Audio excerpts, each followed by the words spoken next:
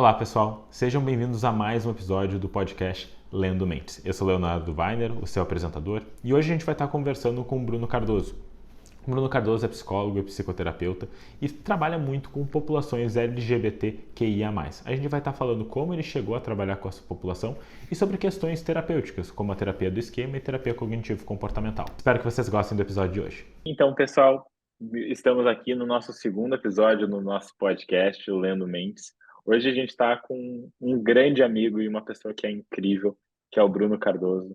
Bruno, primeiramente, muito obrigado por estar aqui, por estar falando comigo também sobre um tema tão importante, né? Que é trabalhar com as questões de população LGBTQIA+, principalmente no setting de psicoterapia. Mas eu vou deixar tu te apresentar para o pessoal que talvez não te conheça. Quem tu é, de onde é que tu vem? Te apresenta, Bruno. Tá certo. Muito obrigado, Léo, pelo convite. É um prazer estar aqui conversando contigo, falando sobre terapia de esquema, falando sobre esse tema também, né, que perpassa a população LGBTQIA+. Eu sou o Bruno Cardoso, sou psicólogo, terapeuta do esquema também. Atualmente sou professor adjunto lá da Universidade Federal de Minas Gerais e coordeno grupos de pesquisas e de extensão também sobre terapia do esquema.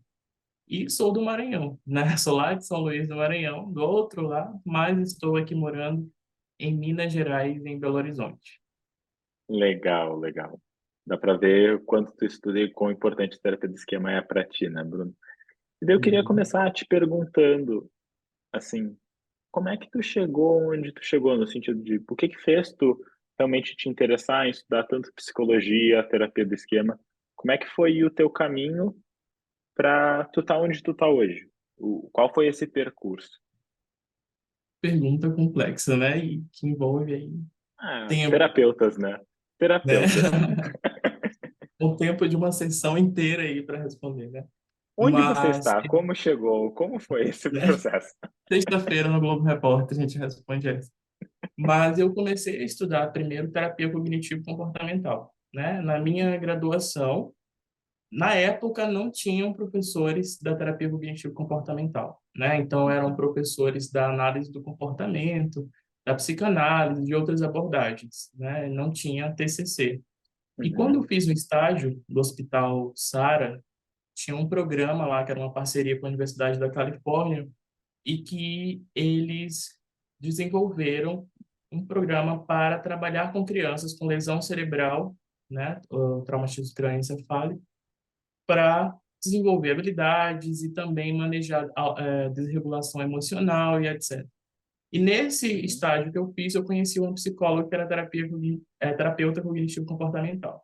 Na época que eu conheci, foi até engraçado assim, a situação, porque foi meio assim, né? Eu não conhecia o TCC, não sabia o que que era, e quando ela me falou que ela era da terapia cognitivo-comportamental, eu perguntei para ela, é análise do comportamento, né? Aí ela, não.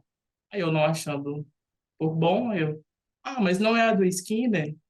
Eu fiquei só piorando, né, na situação. É aquela coisa, deu o buraco, a gente cavou mais um pouquinho ele. Vai cavar mais. Eu cavei mais, eu chegou mais. Aí ela falou, não, não é do Skinner, é do Aaron Beck. Aí eu fiquei refletindo, porque eu já tinha visto na faculdade, é a do Watson? Eu fui piorando a situação, né? E aí ela, não, Bruno, Mas pelo ao visto menos tu você ainda vai tava, ver. ao menos tu mostrava que tu tava estudando, né? Falou de Tava Skinner, estudando. falou de Watson, falou de análise do Isso. comportamento. A parte do estudo tava em dia, ao menos. Tava lá, né? Só faltou falar do Thorndike e outros teóricos, né? Mas aí ela pegou e me respondeu, falou assim, não, Bruno, não. É do Aaron Beck. Pelo visto, você ainda não viu essa disciplina na abordagem, no seu curso. Aí eu parei, né, para não perguntar mais. E eu cheguei em casa, fui pesquisar mais sobre aquilo. Então, foi uma Uhum. motivação, né? Cheguei em casa, pesquisei, entrei no site do Tubec, baixei todos os artigos, traduzi tudo e comecei a estudar independentemente terapia cognitivo-comportamental, né? Abri o primeiro grupo de estudo em TCC lá do Muito Maranhão, que a legal. gente não tinha, para várias universidades ainda na graduação. Eu fui no WCBCT, apresentei um resumo também em TCC. E aí, na minha pós-graduação, que eu fiz também em TCC, eu comecei a conhecer um pouco a terapia do esquema, mais, né, de como falar. Uhum. E aí, eu fui nos congressos de TCC, vi uma apresentação também em terapia do esquema, e depois de lá foi só aprofundando, principalmente quando eu comecei a estudar casais também, né? Quando eu Ah, comecei a sim. estudar casais, aí só vejo terapia do esquema, né? Deu Porque match total, né? total deu match, porque a gente consegue perceber uma potência muito grande da terapia do Uhum. esquema individual e também na terapia de casais. A gente vê muito como eles conseguem se conectar. Então, eu comecei a estudar ali também, né? Mais terapia do esquema, aprofundar mais ainda no meu trabalho com casais. E aí foram várias temáticas que foram sendo desenvolvidas paralelas. Por exemplo, no doutorado, eu pesquisei casais. Mas nas pesquisas, as revisões que eu tinha feito inicial, só tinha programa de intervenção com casais heterossexuais. Uhum. E aí, ok, né? Não existe só casais heterossexuais no mundo. A gente precisa de programas. No Brasil não tinha nenhum programa com casais do mesmo sexo.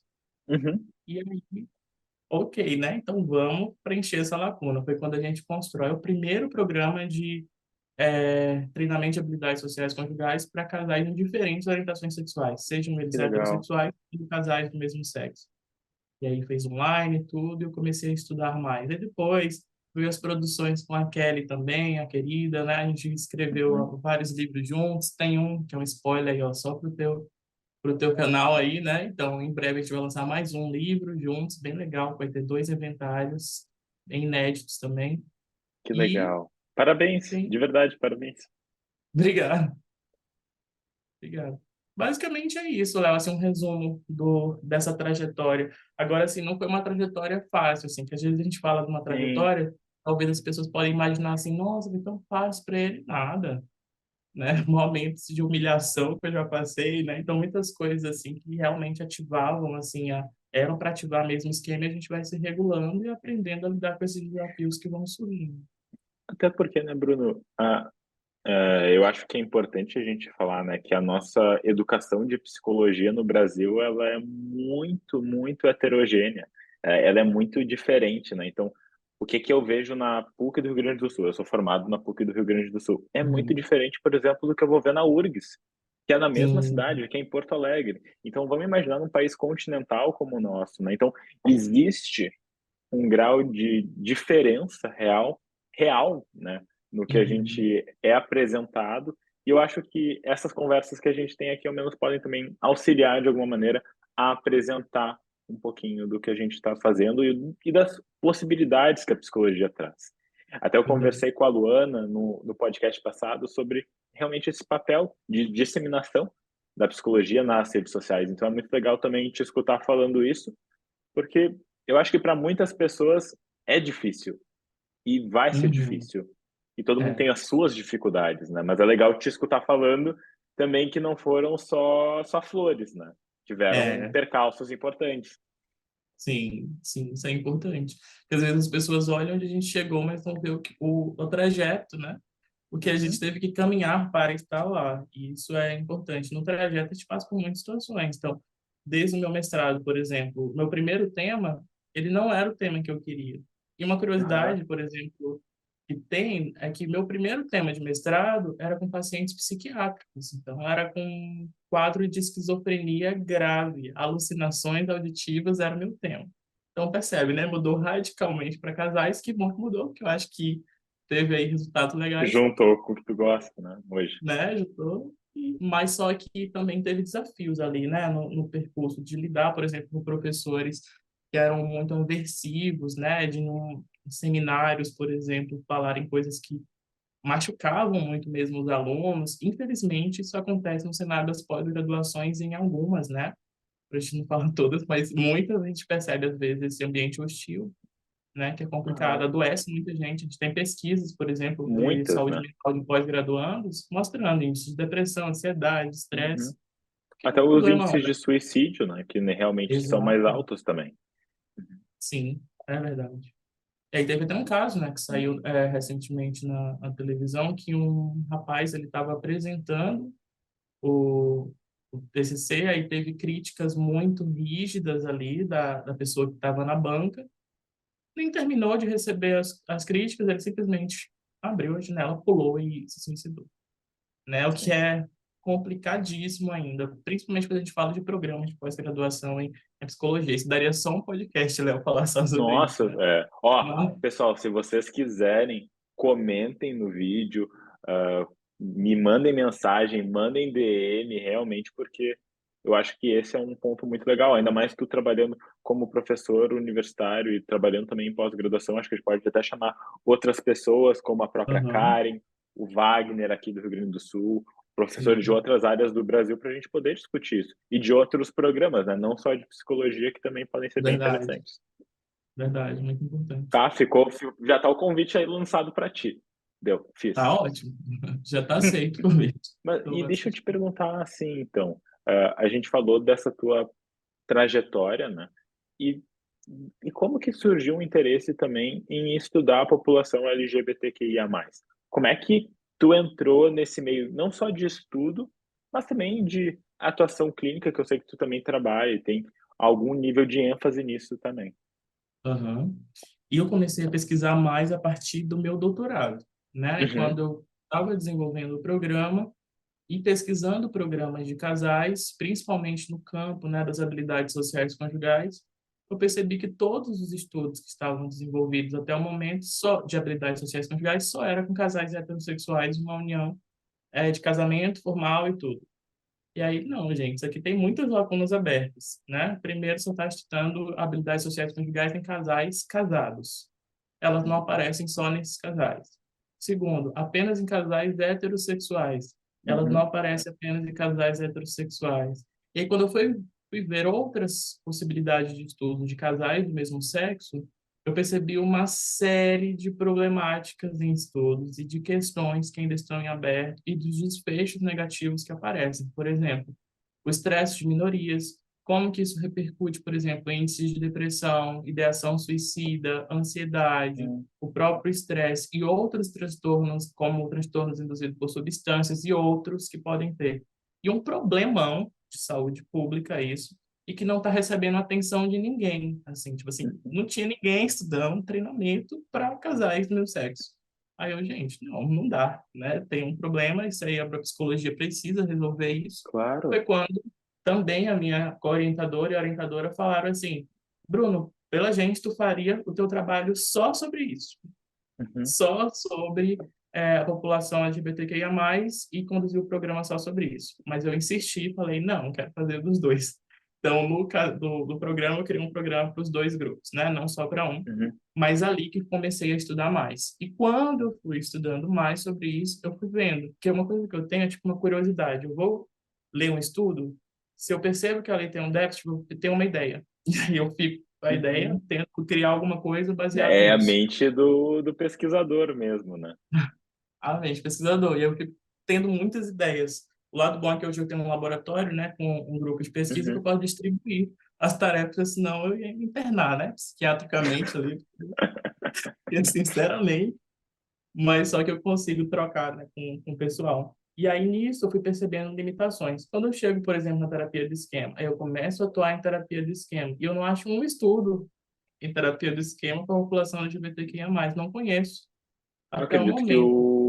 o que tu publicou é o único, se eu não me engano, que realmente trata dessa questão. Por mais que a gente tenha agora com a Shilio, que é uma das grandes pesquisadoras, ela tem apresentado bastante nos congressos mundiais de terapia do esquema sobre Uhum. realmente sobre diversidade sexual, ainda em termos de paper, que a gente vai falar, né, Isso. de artigo, de produção, porque isso é muito importante e eu Uhum. sei que muitos de vocês que estão escutando talvez entendam, mas para os que não entendam, a gente ter publicado evidências é fundamental para a gente poder argumentar até políticas públicas ou até mesmo intervenções que Isso. a gente pode estar fazendo com uma determinada população.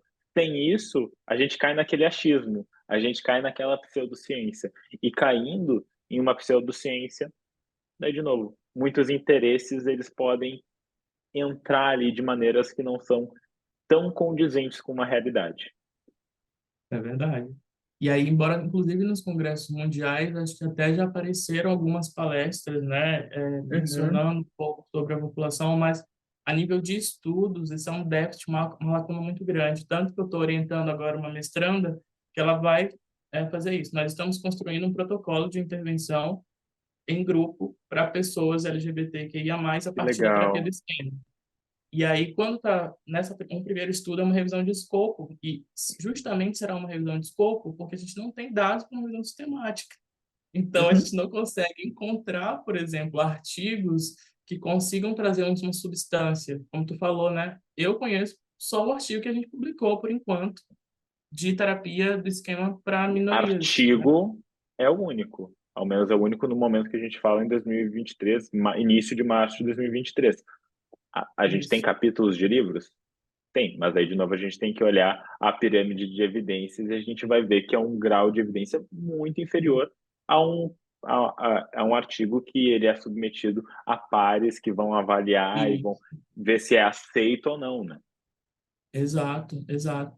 E aí foi quando, vendo também as lacunas na TE, a gente propõe isso, né? Então, eu vendo uma forma de estudar, e aí eu também conversando com a Kelly, a gente percebeu que existia uma compreensão de funcionamento específico para grupos sociais minoritários, não Uhum, só pessoas LGBTQIA+, mas, por exemplo, pessoas pretas, pessoas com uhum, deficiência, quando a gente pega em uma certa perspectiva, as mulheres também, né? Então, grupos sociais minoritários que eles podem internalizar desse contexto sociocultural uma série de falas que às vezes são muito inconscientes, que não são de alguém específico, é muito difuso, porque é um contexto cultural uhum, e que mostra para a gente um modo crítico internalizado, que a gente nomeou de sociocultural, né, opressor internalizado, para entrar ali na categoria dos modos críticos internalizados.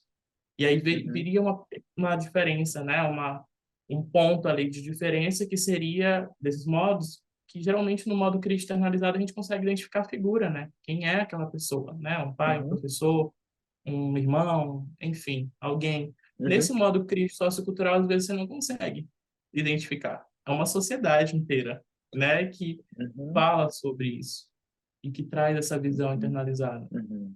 E só para a gente deixar claro para quem não conhece, né, quando a gente fala de modos esquemáticos, são diferentes partes de nós mesmos. E quando a gente fala do modo crítico, a gente está falando principalmente de pensamentos que a gente tem, Uhum. na grande maioria de nós mesmos, com cunho crítico, punitivo, bem aquelas ideias negativas, que você é um ruim, que você é aquilo, você é incapaz. Esses são só alguns exemplos. E quando o Bruno fala isso, ele está falando muito dessa população que, se a gente for parar para pensar, né, Bruno, também é a população que é negligenciada da maior parte de estudos, porque daí a gente vai É. ver estudos de Delphi que falam sobre. Estudos de Delphi é um método de estudo, né, que a gente Uhum. vai ter, falando sobre o futuro da psicologia e lacunas de psicologia e da terapia do esquema, e fala sobre essa questão de aspectos contextuais. Quais os contextos de pesquisa que a gente está avaliando? E se a gente for Isso. olhar historicamente, quem, quem é a população de estudos são homens brancos do hemisfério norte. E ok, é importante estudar isso. Mas também é importante estudar outras populações, até mesmo para a gente ver se as problemáticas são as mesmas, ou se não são, ou se também são e se somam outras, para a gente poder entender. Porque senão a gente cai novamente naquele achismo. E daí já vem uma outra pergunta para ti. Uhum. Entendendo essa lacuna importante em termos de pesquisa, como é que tu vê isso se refletindo na prática de psicoterapeutas, até no ensino de psicoterapia, e digo psicoterapia não só para abordar psicologia, porque também tem psiquiatras que Uhum. atendem com psicoterapia no nosso Sim. país. E no mundo, né? Eu acho Uhum. que também a gente pode expandir isso não só para o Brasil, porque, de novo, a gente está falando de artigos que podem vir de qualquer país do mundo, né? Isso. É. Eu vejo como um problema também, né? Porque, assim, se a pessoa ela não tem uma capacitação, se ela não busca entender aspectos que são importantes, ela pode ter uma relação terapêutica problemática. Acho que Uhum. essa é a questão. Se eu não conheço, por exemplo, os grupos sociais minoritários, como eles são atravessados por essas variáveis, e no meu atendimento eu tento atender essas pessoas da mesma forma que eu acho que todo mundo eu estou ali fazendo uma agressão. E aí entra um Aham. conceito, né, de microagressões que também pode entrar ali. Então, o terapeuta, sem perceber, baseado, inclusive, nas internalizações que ele fez do contexto sociocultural, ele vai começar a reproduzir questões, né, de uma forma como se fosse normal para essa pessoa. Então, chega lá um terapeuta, falando de um grupo social minoritário, por exemplo, então ele fala assim, nossa, você sempre foi a ovelha negra da família, né? Você acabou de usar um termo muito inadequado ali, errado, que você talvez nem se percebe, mas que isso Aham. afeta aquela outra pessoa. Ou então, o terapeuta vai marcar uma terapia de casal, e aí uma mulher liga para esse terapeuta. Aí, alô, tudo bem? Qual o nome do teu parceiro para eu poder anotar aqui? Por que que ela tem que se relacionar com um parceiro? Ela não pode ter uma parceira? Então, Uhum. são pequenos comportamentos que são insultos, de certa forma, e vão trazer ali também um prejuízo na relação terapêutica. Às vezes, aquela pessoa que vai estar imersa naquela relação, ela vai cada vez mais se inibir. Então, acaba por reforçar um esquema de inibição emocional, do que, de Uhum. fato, trazer ali uma livre expressão, ou talvez até uma privação. Eu realmente não vou ser compreendido por esse terapeuta, né? Ninguém me entende, ninguém vai me entender mesmo. E é isso. Então, os terapeutas, eles ainda precisam muito aprender sobre grupos sociais minoritários como um todo mesmo. Por exemplo, uma pessoa Uhum. deficiente chegou no seu consultório, como que você vai atender essa pessoa deficiente? Como é que você vai falar com essa pessoa com deficiência? Né? Quais são os termos, talvez, que você tem que usar? E outra, os nossos pacientes, embora a gente aprenda com eles, eles não estão ali numa função de professores. Imagina uma sessão em que todo momento a pessoa tem que me parar para me corrigir sobre algo que eu falei errado, porque eu Uhum. não procurei independentemente estudos para saber sobre, me capacitar, saber que usos. Vou fazer uma intervenção, aí eu uso lá um modelo de apresentação, né, falar sobre casais, minha apresentação só aparece casal heterossexual. As Uhum. imagens lá, tudo Até nas branco, imagens, né? sexual, Aqueles exemplos clássicos de, por exemplo, vai num congresso, vai apresentar e é só esse tipo de casal, né? só, né, então vai lá, falar casais, olha lá, só casais heterossexuais, casais brancos, né, Uhum. e os casais, não tem ninguém, nenhum casal, as pessoas com deficiência, elas não se relacionam, pessoas pretas, pessoas, né, casais do mesmo sexo. Então, são muitos comportamentos que vão acontecendo, né, no cotidiano, no ambiente científico, inclusive, a gente vê isso em congressos, que Nossa, muito. acaba por afetar pessoas que também fazem parte desses grupos e acaba reforçando um esquema, seja ele de privação, às vezes de isolamento social, eu não me encaixo mesmo nesse ambiente, não faço parte, tenho questões bem diferentes, Uhum. ao invés de trazer uma postura que é da terapia do esquema, que é de reparentalização, né? Então, Uhum. quando você percebe essa reparentalização, aí é outra história. Você consegue realmente entender, ao mesmo tempo que você pode aprender com aquela pessoa, mas você já entende algumas coisas que são importantes, né, nessa Uhum. atuação. Então, É, e minha a visão... reparentalização. Pode falar, desculpa, te interromper. Não, é isso mesmo. Tipo, minha visão é essa do que tu perguntou, né? Minha visão é essa. Ainda precisa muitas pessoas entenderem sobre esses aspectos socioculturais, entender sobre essas variáveis, né, de grupos sociais minoritários, para conseguir fazer um atendimento que corresponda à TE, né? E que traga ali uma Uhum. reparentalização de fato e supra as necessidades de uma forma geral. E só para contextualizar, né, reparentalização é bem a postura do terapeuta e da terapeuta em suprir as necessidades do paciente que está ali na frente, as necessidades emocionais básicas, né? Isso vai da forma que a gente dá oi até a forma que a gente dá tchau. Então, é todo o processo de terapia. É a nossa Uhum. base de funcionamento com aquela pessoa. Então, isso é Sim. muito, muito importante. Bruno, daí tu fala sobre essas questões e obviamente na minha cabeça eu vou me lembrando de questões da faculdade, de cursos de pós-graduação, mestrado, doutorado e como essas questões que tu falou realmente elas acontecem a em quase todos os contextos que a gente se encontra. Uhum. Daí eu vou te fazer uma pergunta meio complicada. Uhum. Onde é que está o erro? Onde é que está o erro nas formações? Pois é. Então tem muita coisa aí, né, para a gente pensar, assim. O erro, ele é global, assim, que ele vem numa estrutura que Sim, é uma ensina estrutura cultural, né? Eu acho que vem cultural, até isso, né? exato. E aí dessa estrutura cultural em que as pessoas já são socializadas desde muito cedo a aprender dessa forma. Por exemplo, as Uhum, pessoas que fazem parte de grupos sociais minoritários, elas acabam por se odiar desde pequenas. Você vê casos, por exemplo, de pessoas pretas que tentam se lavar para sair a cor. Você vê casos de pessoas que têm orientação sexual diferente da heterossexual, querendo mudar aquilo como se fosse um pecado terrível. Elas não conseguem se expressar livremente quando são crianças, quando elas conseguem fazer algo, elas são tolhidas. Então, tem esse contexto sociocultural. Mas quando a gente traz para a formação, parece que a formação acaba por reproduzir esse processo.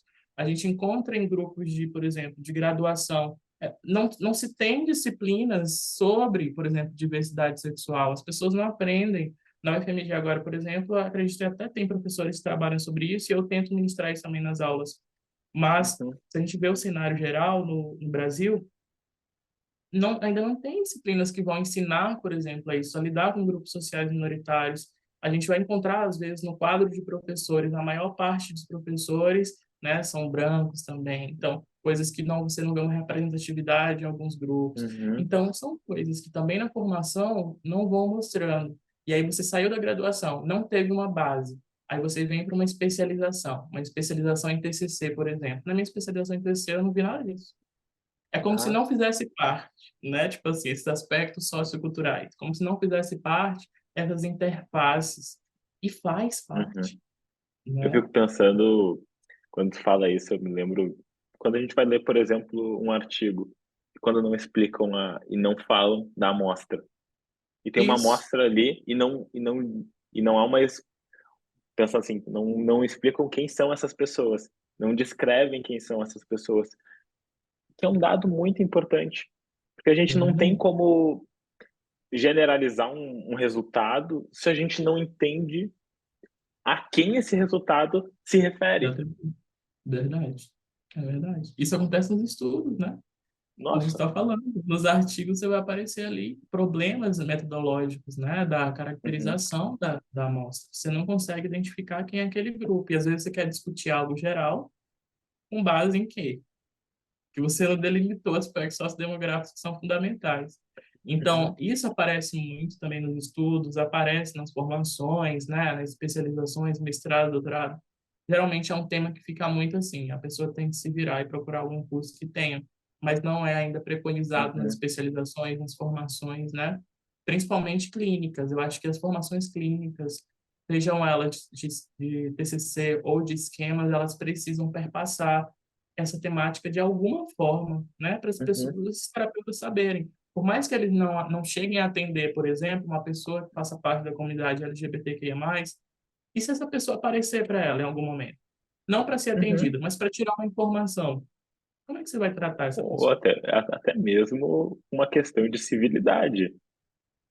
Uhum, Eu acho que passa o papel do ser terapeuta e entra muito mais o ser humano na exato. ótica de civilidade. A gente precisa entender como a gente tem que lidar com as pessoas. Existem Uhum, termos que há 50 anos atrás eram ok dentro de um contexto cultural, não que eles eram ok, que eles estavam corretos, mas a gente precisa entender essas questões, até mesmo para a é, gente não causar as agressões que tu mesmo colocou, né? isso, é verdade. É como ser humano, né? A gente precisa aprender a ser humanos, né? No Uhum, cotidiano. São pessoas que a gente vai encontrar todo dia, assim, né? No cotidiano. E como que eu vou tratar essas pessoas? Que eu falei da questão da clínica, porque tem pessoas que podem chegar a dizer assim: ah, mas eu não vou atender ninguém assim. Mas você vai viver. Você vai viver em uma sim. sociedade que vai ter pessoas e que a gente vai precisar aprender a lidar, E né? quanto que. Tá, e vamos até.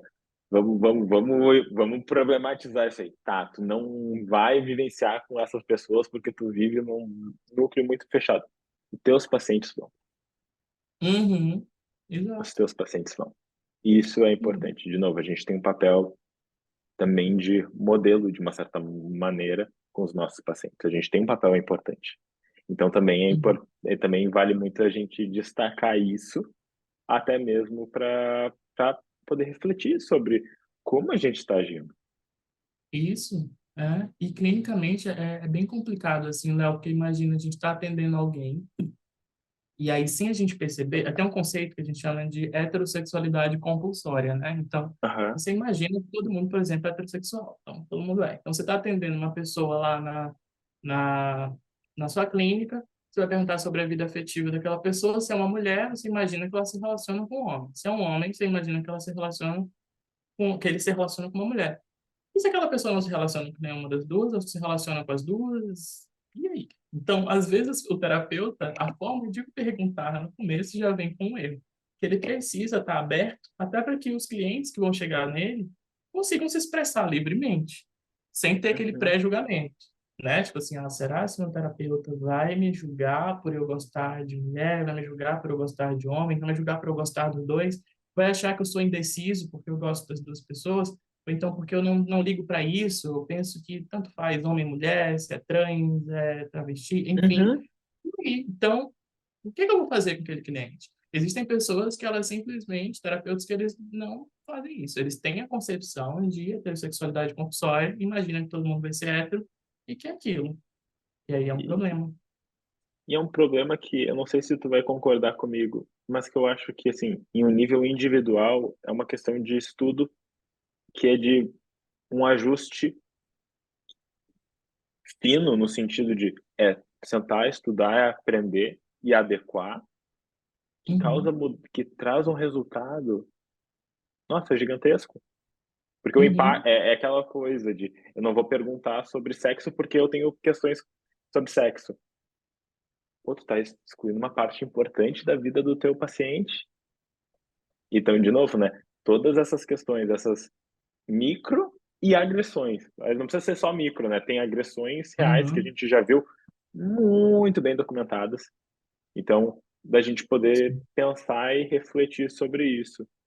E daí, uhum, seguindo também um pouco nisso, se a gente fosse pensar não só nas formações, não só no erro da falta desse estudo, quando a gente pensa em um nível de intervenção, ou seja, quando a gente está atendendo alguém que se encontra vamos colocar na população LGBTQIA+. uhum. O que que tu falaria, por exemplo, para um terapeuta que talvez não tenha tido a experiência de trabalhar com alguém dessa população? Qual seria o teu conselho, como alguém que já estudou, estuda, para essa pessoa que é novata nisso, não Uhum. vamos falar que não tem preconceitos, mas que não conhece, nunca fez isso antes. Sim. Uhum. Acho que o primeiro conselho seria estude, né? Uhum. Tipo assim, Ótimo. estude, busque conhecer sobre, busque entrar no mundo de entender, por exemplo, como funciona esse contexto. Então, por exemplo, tenta consumir conteúdo de pessoas que também fazem parte dessa comunidade. Por exemplo, você segue alguma drag queen, segue alguma pessoa que é trans, você segue Uhum. alguém, né, que fala sobre essas pautas. Então, isso são coisas que quando você segue, você começa a entender mais o funcionamento, qual a linguagem que você vai adotar e etc. E aí, na prática mesmo, o que que eu preciso fazer em uma prática? Eu resumiria que nem um treinamento que eu fiz no Instituto Beck, que foi sobre terapia afirmativa. E aí ela falou um monte de estratégias, no final ela resumiu. Afirme, afirme, afirme e afirme. Então, eu falaria a mesma coisa que ela, né? Nós precisamos ter uma prática baseada em evidências que vai estar na afirmação. Então, quando a gente fala de evidências de prática com minorias sexuais de gênero, a gente está falando de uma prática afirmativa. Uhum. Então, estude, por exemplo, sobre psicologia afirmativa, Uhum. sobre como a gente consegue afirmar isso, quais são as competências multiculturais, né, clínicas que a gente precisa ter ao entender essa população. Isso é fundamental. E quando aplicar, por exemplo, a terapia do esquema, ver essa parte de reparentalização limitada que é tão importante na relação terapêutica e começa realmente a trazer a necessidade que aquele cliente precisa. Será se ele precisa ser isolado, mais do que ele já foi na vida toda? Provavelmente não. Será se ele precisa ser rejeitado por você como terapeuta? Né? A gente vai entender que não. Então, o que que ele Uhum. precisa? E com certeza ele não precisa ali ser rejeitado, nem ser ou se odiar por quem ele é. Ele precisa de identidade, ele precisa se afirmar enquanto uma pessoa, né, LGBTQIA+. Então, ali é uma prática afirmativa. Então, o meu resumo seria isso, né? Estude, busque consumir conteúdos de pessoas que façam parte da comunidade ou que falem sobre essas pautas para que você, sabendo desse contexto, você também se instrumentalize e consiga trazer atitudes adequadas. Tudo baseado, obviamente, em estudos, né? Procure estudos que já estão trazendo sobre isso para você aplicar. Acho que é muito importante o que tu fala. Acho que assim, é sucinto, é simples e eu acho que é assertivo. Acho que é o que a gente precisa, principalmente quando a gente vê coisas que não estão certas. A gente precisa ser assertivo, a gente precisa pontuar. E eu acho que entra naquela postura também de quando a gente vê algo que não está certo, a gente precisa parar e não só refletir, mas agir sobre isso. É. E daí, Bruno, indo para minha última grande pergunta, que eu acho que ela vai se abrir os bracinhos, tu falou muito do teu trabalho, da tua pesquisa, né, sobre terapia de esquema e a população LGBTQIA+, e a gente falou muito desse fator sociocultural. Eu queria te perguntar, como é que tu vê o papel das redes sociais? Eu acho que Hum, querendo ou não, é muito importante. Eu acho que o papel das redes sociais, até como um aspecto protetivo, mas também como um uhum. aspecto de agressivo. Como é que tu vê isso? Porque, ao menos eu observando, eu acho que pode ir para ambos os lados, né? Como é que tu vê isso? Eu vejo dessa forma também, ela vai para os dois lados. As redes sociais, ao mesmo tempo que elas podem ser, de fato, um grupo de apoio, algo protetivo, quando você encontra pessoas que compartilham das suas mesmas questões, ele também pode ser uma exposição ao massacre, digamos assim, né? Hoje as pessoas, elas imaginam que por elas estarem, né, por trás de uma tela, estou aqui, ninguém está me vendo, sou eu escrevendo alguma coisa Uhum, aqui, eu estou protegida para falar o que eu quiser.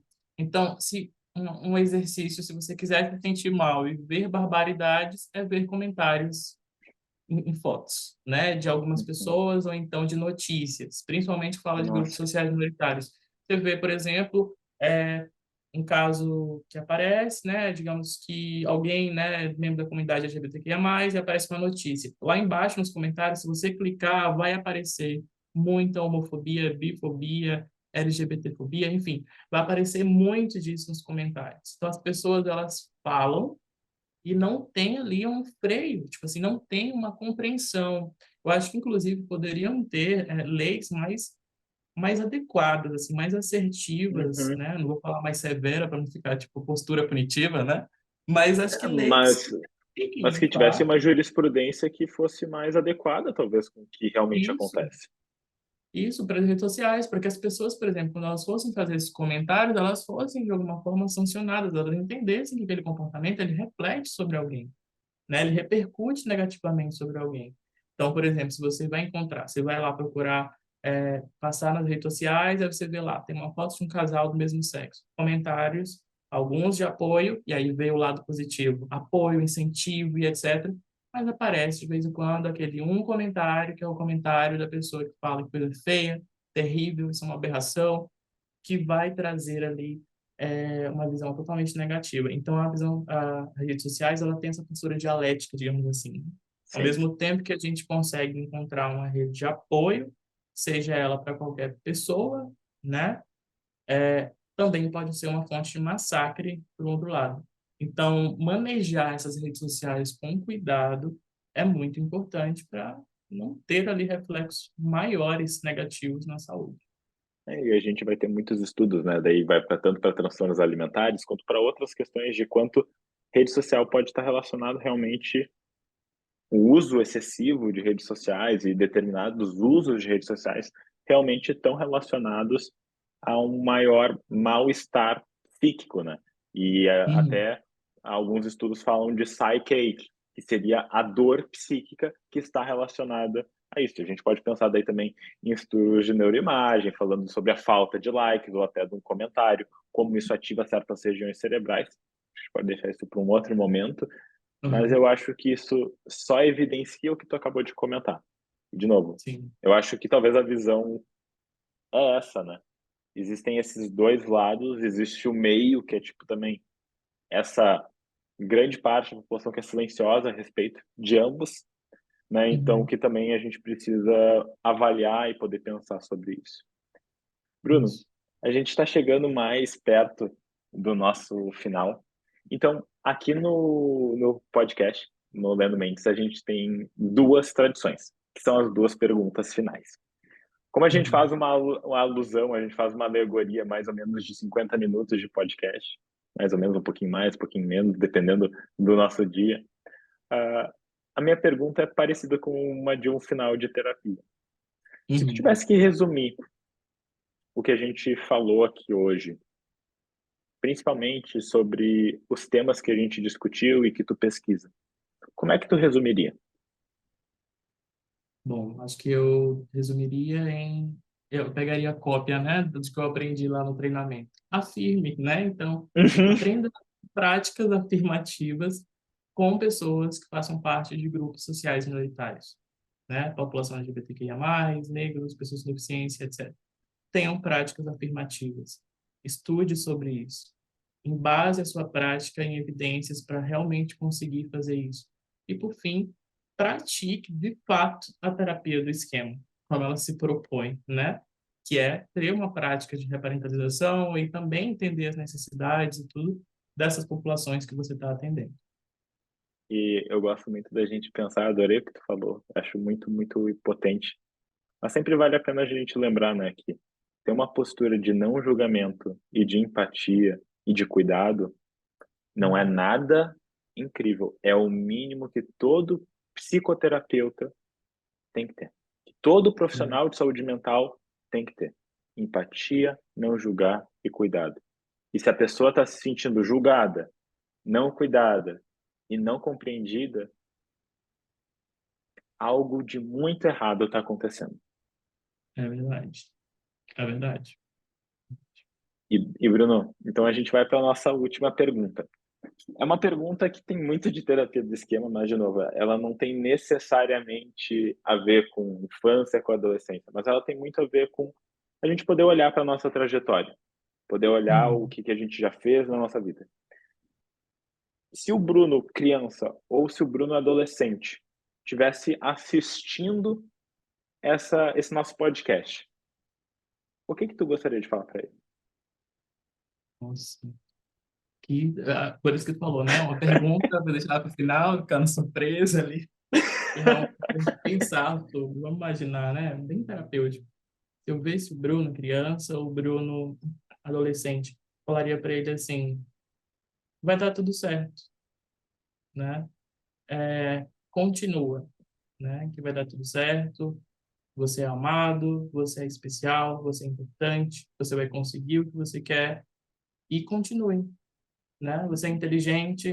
Acho que é importante falar isso para esse Bruno, né? Porque às vezes esse Bruno ouviu coisas e falava que não era inteligente, que ele era só Uhum. esforçado. Então, você é inteligente, sim, né? E vai dar tudo certo. Ótimo. Acho que, em Ah, resumo, seria isso. acho que é ótimo, acho que é legal da gente poder olhar e poder fazer esse exercício. Eu falei que eu normalmente faço um suspense. Para quem escuta o podcast já vai saber que vem, mas até às vezes a gente Aham. não escuta todo até o final. Mas acho que é sempre uma pergunta que faz a gente refletir. Bruno, eu Sim. queria de novo te agradecer muito, muito, muito por ter tirado o tempo e a gente ter conversado. Foi realmente muito enriquecedor.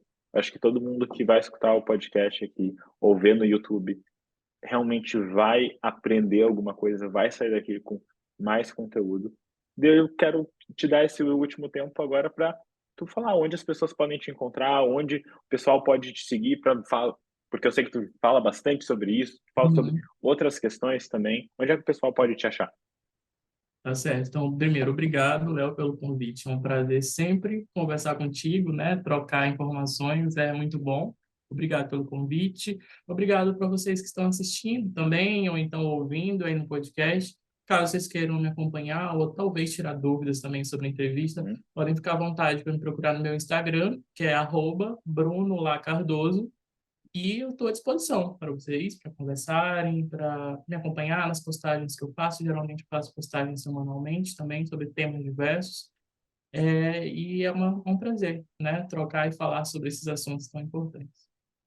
Perfeito, Bruno. Muito obrigado de novo, pessoal. Muito obrigado por terem escutado ou assistido mais um episódio do Lendo Mentes. E a gente se vê no próximo no próximo episódio. Bruno, de novo, obrigado e até a próxima, gente. Um abraço, pessoal.